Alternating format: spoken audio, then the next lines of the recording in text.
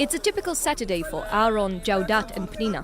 They leave their homes in Israel in the early hours of the morning and head towards the villages of the West Bank, where they weekly volunteer. This is no charity work. The non-profit organization Physicians for Human Rights strives to promote a more fair and inclusive society in which the right to health is applied equally for all. The physicians consist of Jewish and Palestinian medical personnel and arrive with both a medical and political agenda. The first name was Israeli-Palestinian Physicians for Human Rights because we understood together it's a must to tell the Israeli people what we saw, and to go once it's not enough, so we need to go time and again. And for going time and again, we need to establish a kind of a group. In the village of Deir Istia, we meet Dr. Fayez Akel, who gives us insight to the area of the North and West Bank. I welcome you all to Deir Istia, our village. This village was the largest village in historical Palestine. Now, the land is forcibly reduced. We have health problems here. We don't have many clinics here. We don't have medicine due to transportation and due to poverty. This is sea territory, which was left under full Israeli control after the Oslo Accords. Only a year ago, 3 cars were set on fire, and a writing on the mosque wall disturbed the peace of the small town of 4,500. In 2011, IDF forces uprooted dozens of olive trees in the village and confiscated a major part of the land, turning it into a natural reserve. We are just on the other side. Not only we count you, but we are 100% for solidarity. Here in Deir Istia, the local medical clinic is open only 2 days a week. Join us for an insight to see what happens when Physicians for Human Rights arrive. Having physicians specializing in orthopedia, pediatrician and cardiology is a great additional help for the local residents who receive here medical care. The entire treatment as well as the medicines are given free of charge. The locals await the visits and stand patiently in lines for their turn. Most of them have trouble gaining access to medical clinics and hospitals and usually wait long hours, sometimes days, to cross the checkpoints. This helps us with the money aspect. It's also helpful that doctors can refer patients to relevant treatments in Israeli hospitals.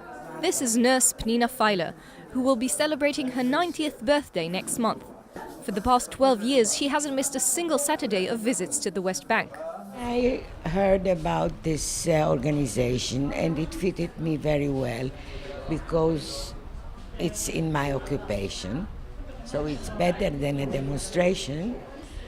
And I know some Arabic, so I also can and used to translate for the physicians who didn't know Arabic. The organization was established 25 years ago by Dr. Ruchama Martin during the early months of the Palestinian uprising known as the First Intifada. Current peace talks don't seem to impress most of the participants, who remain scarred from the past 2.5 decades. I am pessimist because the majority of the Israeli people don't believe in the peace. He believed to the occupation, he liked occupation. Unless a kind of a miracle will happen, and Mr. Obama, not to mention the European Union, will really change their attitude and their political understanding, nothing will happen. A political debate may erupt more than once, but there's a common struggle against human rights violations. Only one participant, orthopedist Dr. Aaron Tensinger, seems to remain optimistic regarding the conflict's future. I hope that my small step will bring a big hope to the Palestinian, to the Israeli. All around us we hear about the conflict between the Palestinians and Israelis. However, it's projects like these that still bring us hope.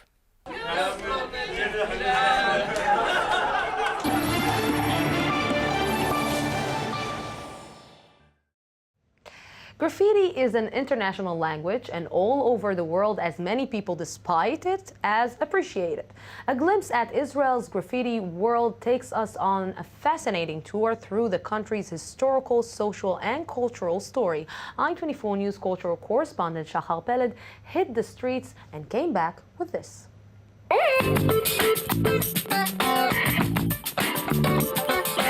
Graffiti. The urban writing on the wall most people find unaesthetic or ignore as they pass by it. For others, it's a paradise of art and history. So this piazza keeps on changing. Meet Guy Charette, an Israeli Hebrew teacher who speaks 7 languages, including Thai and Indonesian, who invented Streetwise Hebrew, an innovative method of Hebrew language instruction through the sounds, smells and sights of the streets. Today we write it like this, Iriyat.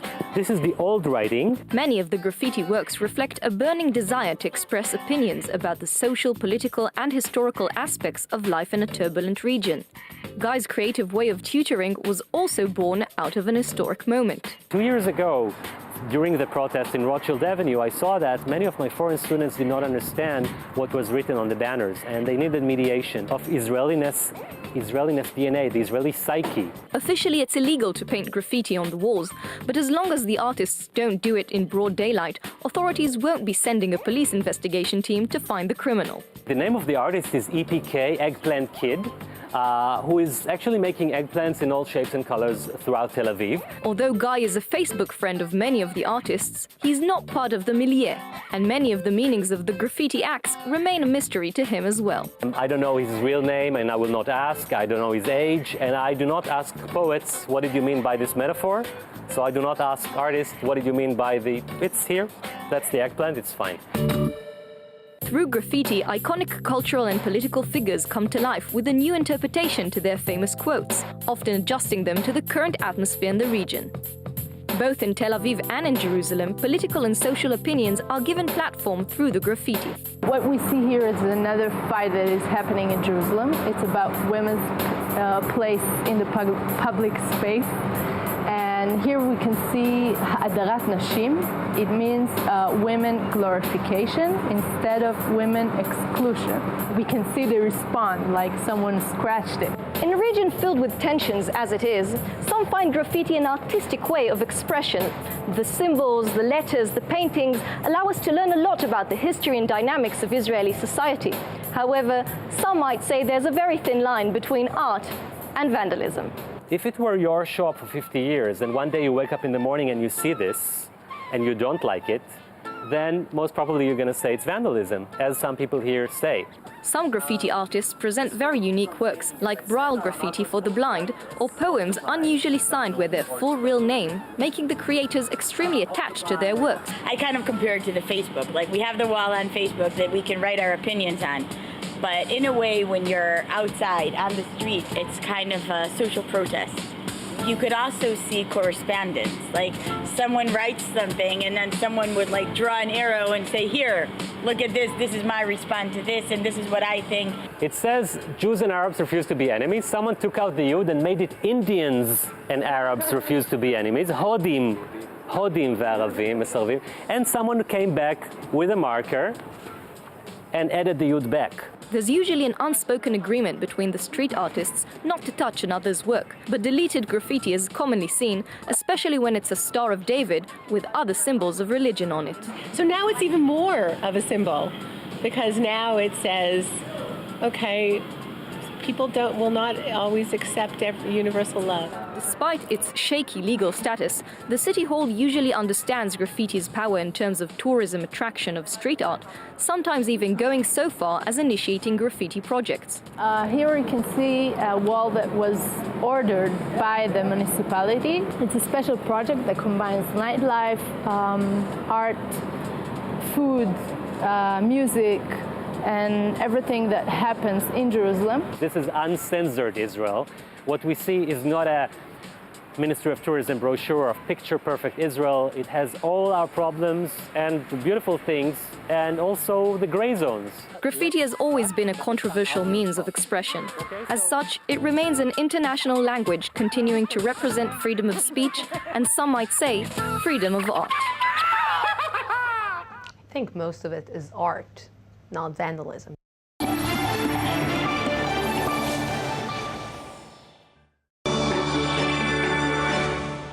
Fashion trends these days have a shorter lifespan than ever, and designers race to create new items to keep up. The result? Fabulous clothes, but also a high environmental price tag.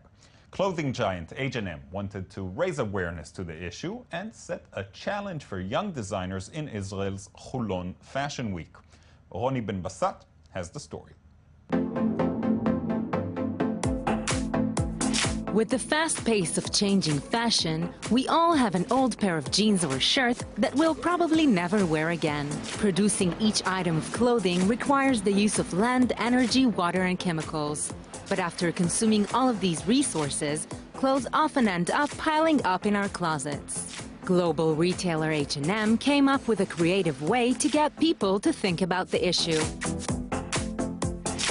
In a competition held during Israel's Hulon Fashion Week, the company invited 8 upcoming designers to choose an old item from their closet and completely reinvent it. We gave them less than 2 weeks, actually, to create something and do something really amazing and inspiring.